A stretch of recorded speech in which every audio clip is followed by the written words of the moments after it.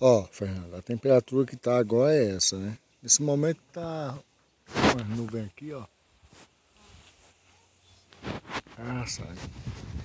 Ó, 34,7, né? Só que o sensor tá aqui dentro. Deixa eu ver se eu pego ele aqui. Vou pausar aqui. Pronto, ó, o sensor tá na minha mão aqui, ó. A temperatura, ó, já dá uma baixada. Temperatura ambiente, né?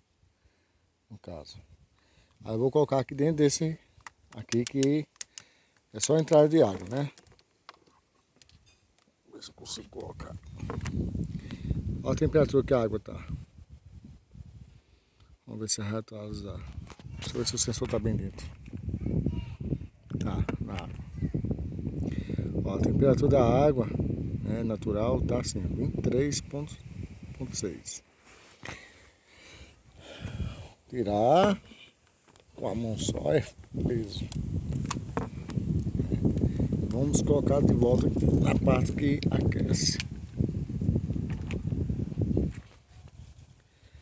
E a temperatura vai subindo.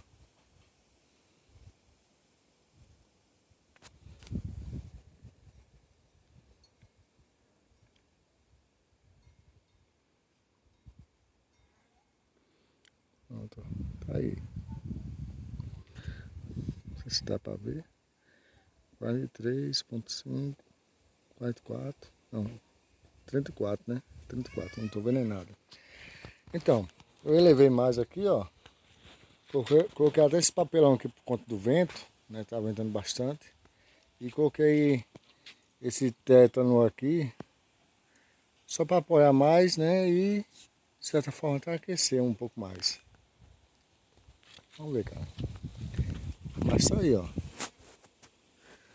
34,5. Não sei se dá para ver.